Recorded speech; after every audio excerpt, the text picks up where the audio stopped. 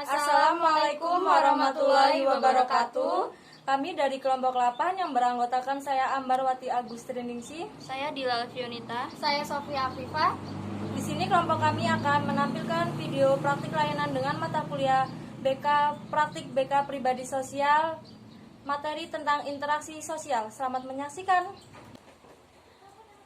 Assalamualaikum warahmatullahi wabarakatuh. Waalaikumsalam warahmatullahi wabarakatuh. Baik, sebelum kita mulai lebih baik kita baca doa terlebih dahulu ya.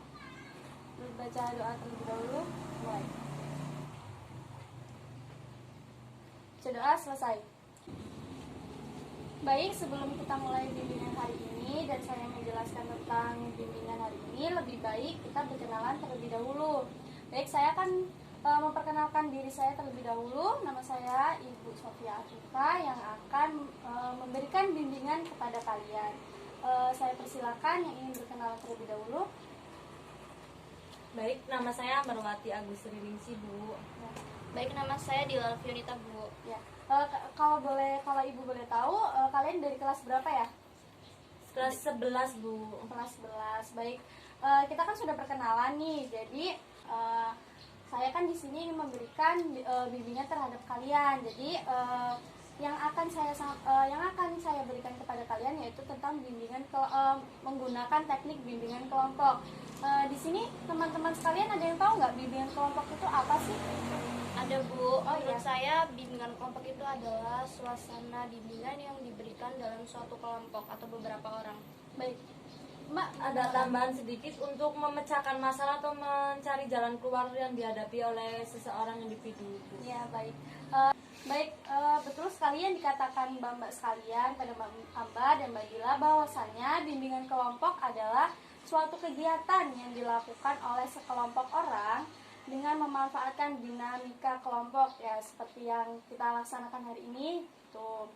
Dan bimbingan kelompok ini adalah bimbingan yang diberikan dalam suasana berkelompok, tidak secara individu. Tadi kan kita sudah mengetahui apa itu tentang teknik bimbingan kelompok. Nah, di sini kan saya akan memberikan bimbingan tentang interaksi sosial, ya. Jadi sudah siap ya untuk ke tahap berikutnya. Baik, jadi kita akan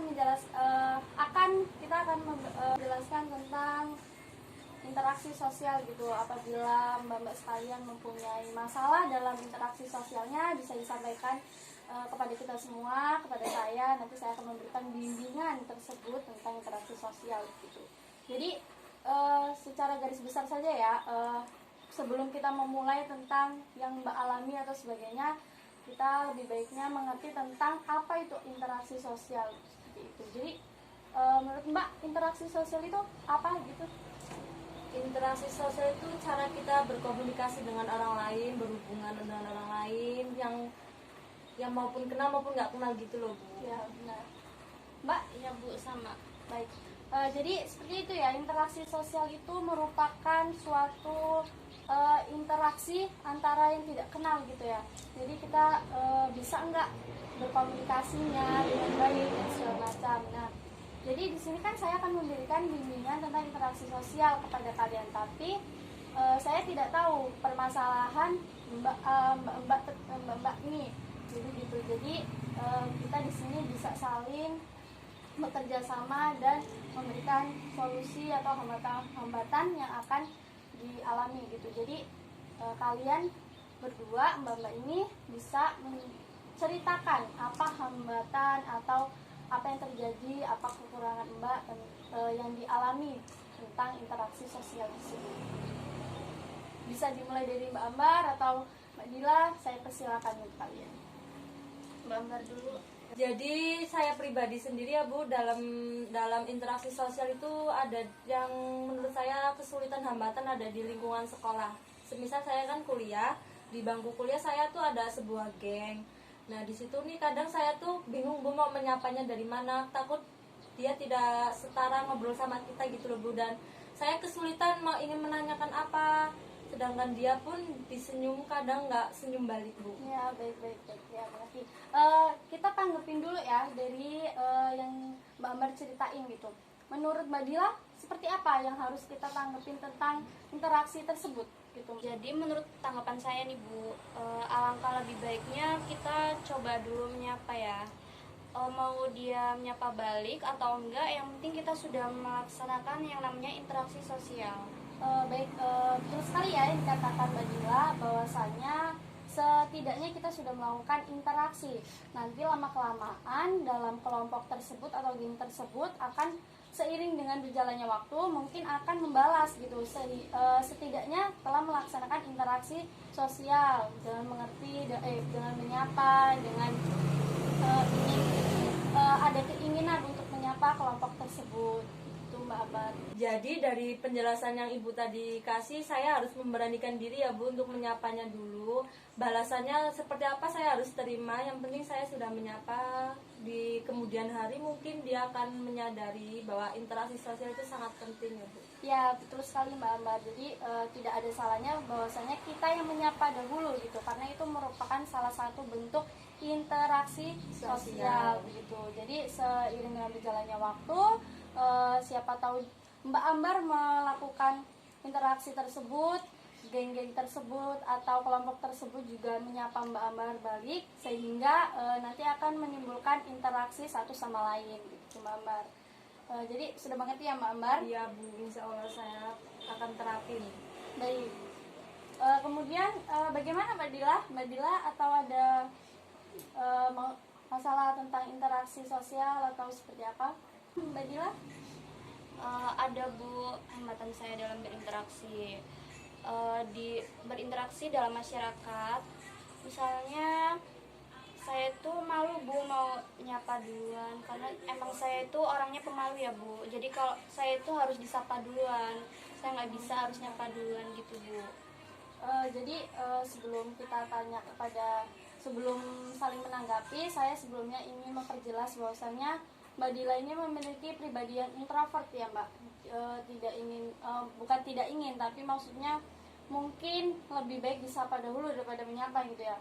Jadi gimana Mbak Ambar dengan menyikapi permasalahan tentang interaksi sosial yang dialami dengan Mbak Dila tersebut? Jadi menurut saya mendingan dari dalam diri Mbak Dila tuh menghilangkan dikit perlahan tuh sifat introvertnya Ya, betul. supaya ya dia bisa berkesinambungan kepada tetangga yang ada di lingkungannya Bu, supaya karena dimanapun kita hidup di masyarakat bakal membutuhkan Ya, tetangga saling kita, saling membutuhkan. membutuhkan satu sama lain. Jadi menurut saya dari dalam diri Mbak Dila sendiri itu perlahan mulai menghilangkan sifat yang tadi pemalunya itu. Baik, jadi yang dijelaskan Mbak Ambar itu benar ya Mbak Dila. Jadi bahwasannya itu dari diri Mbak Dila sendiri gitu, dari dalam diri Mbak Dila sendiri, perbaiki dulu sifat introvertnya, baru Mbak Dila mungkin akan berusaha untuk berinteraksi sosial dengan tetangga itu Mbak Dila. Jadi ingat ya Mbak Dila ya. Iya Bu, saya akan coba menghilangkan rasa malu saya Bu dengan membiasakan Bu. Ya, baik.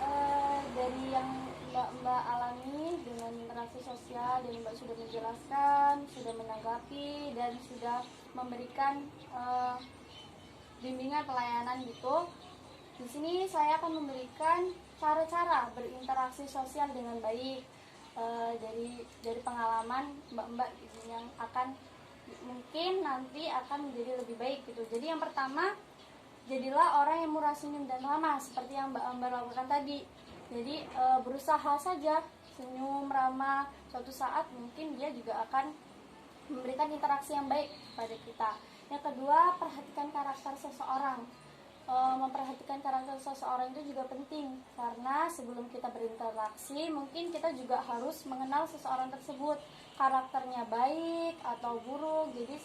Jadi sehingga seperti itu kita juga bisa mengimbangi terhadap seseorang tersebut. Yang ketiga, jangan pernah mengeluarkan kata-kata yang membuat lawan bicara tersinggung.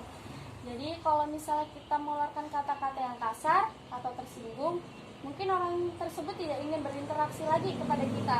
Jadi kita juga akan lebih sulit untuk berinteraksi sosial seperti itu. Dan yang keempat, carilah topik pembicaraan yang menyenangkan atau mengandung unsur komedi. Ya, jadi kalian sepintar-pintarnya kita mengajak pembicara itu yang menyenangkan dengan diunsuri dengan kelucuan sebagai berikut. Yang kelima, jangan terlalu serius dalam berinteraksi. Jika terlalu serius, mungkin orang akan berkata, kok serius banget gini-gini, jadi akan sulit kita juga berinteraksi gitu. Dan yang keenam, pasanglah wajah yang baik, yang ceria gitu. Jadi kalau misalnya kita dalam berinteraksi sudah menunjukkan sisi baik kita, sisi ceria kita, mungkin orang lain pun akan senang berinteraksi sosial dengan kita seperti itu. Jadi seperti itu ya Mbak Ambar, Mbak Dila.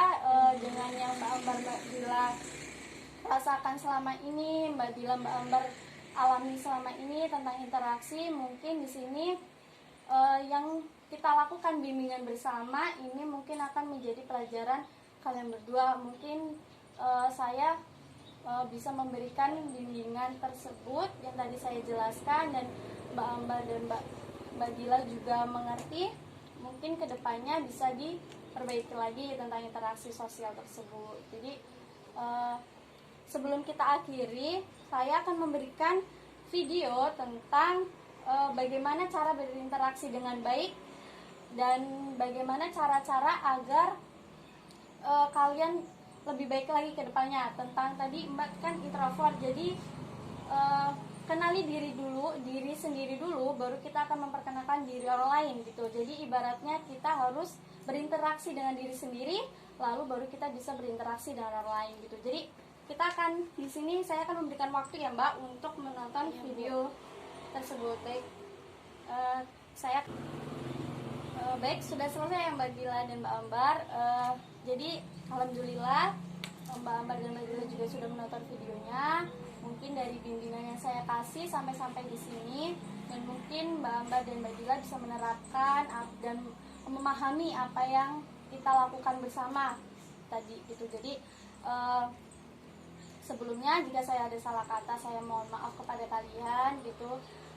Kita akhiri bimbingan pada siang hari ini. Saya ucapkan Assalamualaikum warahmatullahi wabarakatuh. Waalaikumsalam warahmatullahi wabarakatuh. Terima kasih Mbak Amar dan Mbak Dila. Ya, Bu, sama-sama.